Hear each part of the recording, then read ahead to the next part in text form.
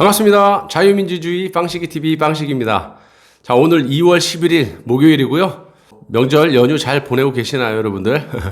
자, 오늘 그 코로나 확진자가 504명이라고 하고요. 이 검사 건수는 39,985건이라고 합니다. 한창 그 1000명대 막 확진자 나왔을 때 한 6만 건 정도 이렇게 검사를 했는데 비해서 지금 많이 줄었죠. 그러니까 이제 여러분들이 상상을 해보시면 지금 이 숫자보다 훨씬 많은 확진자가 나왔을 거라고 생각합니다. 자, 그리고 백신이 잘 들지 않는다는 이 변이 바이러스 감염자가 어제 26명이 들어갔고 80명이라고 했죠. 근데 오늘은 아직까지 업데이트가 안 되고 있습니다. 제가 여러 번 말씀드렸지만 이 정권에서 지금 철저하게 통제를 할 것이다라고 말씀을 드린 바가 있고요.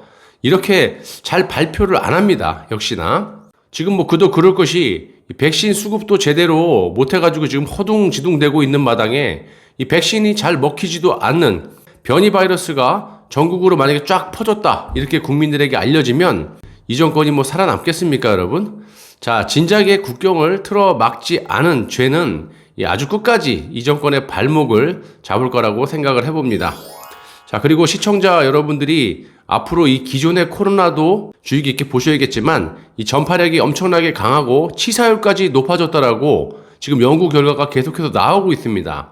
그래서 이 변이 바이러스의 확진자의 추세를 정말 눈여겨볼 필요가 있다라고 제가 말씀을 드리는 겁니다. 자, 지금 이 정권의 비리들이 여기저기 터지고 있는 가운데 환경부 블랙리스트가 또 터졌죠. 분명히 관련자들이 지금 유죄를 받았고 판결문에도 청와대 개입 정황들이 명백하게 드러났음에도 불구하고 이 청와대는 지속적으로 아니다라고 우기고 있습니다. 자, 물론 이전 정부에서도 이 정권이 바뀔 때 어느 정도 자기 사람들을 꼽아놓는 건 있었지만 2003년 이 관련법 제정 이후부터 이번 사건처럼 계획적이고 대대적으로 사표를 요구하는 관행은 찾아볼 수가 없었어요.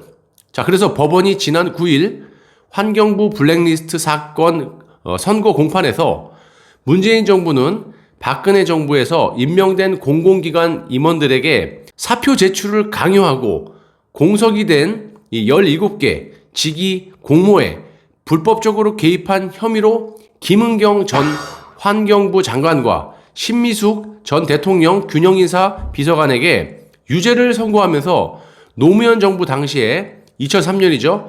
공공기관의 자율적 운영을 보장하기 위해서 도입된 낙하산 방지법, 그러니까 정부 산하기관 관리 기본법을 거론을 하면서 이 법이 개정된 이후에 최대 규모의 물갈이 낙하산 인사가 있었다라고 꼬집은 겁니다. 재판부는 또 김은경 전 장관과 신미숙 전 비서관의 불법 행위로 인해서 13명의 공공기관 임원이 아주 부당하게 옷을 벗게 되었고 이미 내정자를 정해둔 채 진행된 임원 공모에 130여 명이 지원을 해갖고 억울하게 탈락했다면서 조목조목 이 폐해를 지적을 했어요.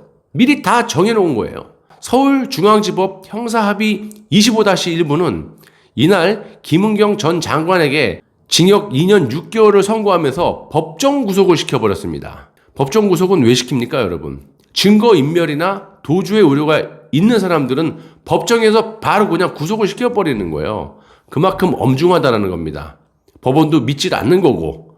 그래서 함께 기소된 이 신미숙 전 비서관에게 징역 1년 6개월에 집행유예를 3년을 선고했고요. 재판부는 두 피고인에 대해서 환경부 공무원들이 알아서 한 것이라면서 일체의 관련성을 부인하고 있고 이 모든 책임을 자신을 보좌했던 그 공무원들에게 전가하고 있다. 완전히 똑같지 않습니까? 이 문재인 동무가 항상 본인은 뒤에 빠져있고 지시는 다 하면서 무슨 일이 터지면 자기 부하들한테 다 떠넘기는, 이 북한의 김정은이도 그렇잖아요. 잘한 건 다 자기, 못한 건 누구 한 명 딱 선택해갖고 틱! 제가 다 했어. 이런 식으로.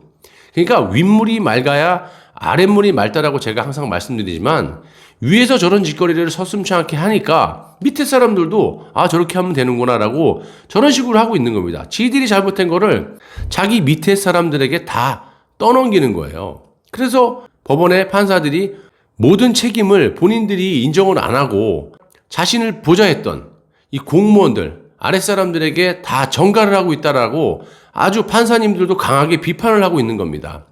이런데도 불구하고 죄를 인정 안 하고 있는 이 청와대의 입장이 아주 과간이 아닙니다, 여러분. 전 정권에서 잘못된 점들을 거품을 입에 물고 난리 부르스를 쳤으면서 그러면 그 사항에 대해서는 최소한 똑같은 짓거리는 하지 말아야 정상인데 이놈의 정권은 똑같은 짓거리를 하고 있고 이보다 훨씬 더 과감하게 저지르고 있지 않습니까? 그런 걸 지적을 하면 징벌적 손해배상이라고 하면서 이 유튜버들을 겁박하고 협박을 하고 있는 것이 이 정권입니다. 자, 이렇게 청와대에서 강하게 비판을 하는 이유는요. 1심 판결 당일인 9일만 해도 재판 중인 사항에 대해서 언급하지 않겠다. 이렇게 말을 아꼈던 청와대가 지들이 과거에 박근혜 정부를 비판을 많이 했죠, 얘네들이. 박근혜 정부를 비판했던 블랙리스트를 지들이 되려 비판을 받게 되니까 아주 강경하게 우기면서 난리를 치는 거 아니겠습니까?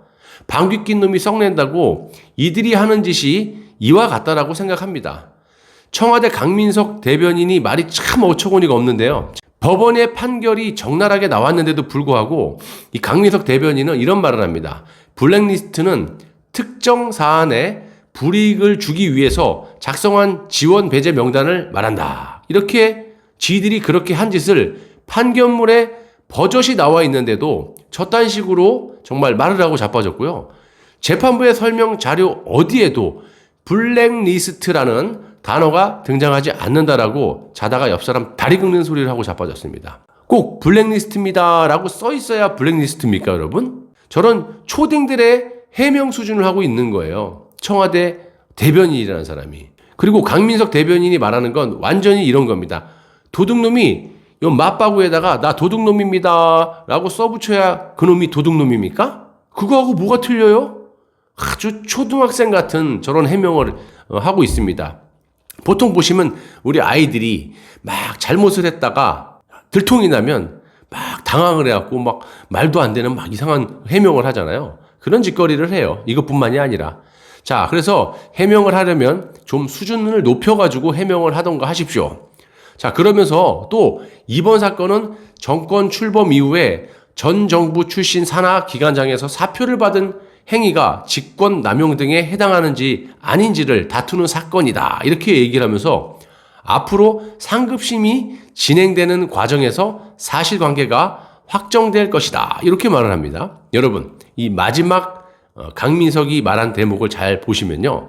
직권 남용을 지 입으로 말을 했는데 지들이 저지른 범죄를 은연중에 말을 하면서 이 조민 사건 때처럼 대법원까지 가서 그때 가서 죄를 인정하든지 그렇지 않던지를 하겠다라는 거 아니겠습니까? 지들에게 유리한 판결이 나오면 법원을 존중한다 이러면서 지들에게 조금이라도 불편한 판결이 나오면 끝까지 잡아떼는 저런 사람들이 국가를 운영하니까 나라가 이 모양 이 꼴 되는 거 아니겠습니까, 여러분? 저는 그렇게 생각합니다.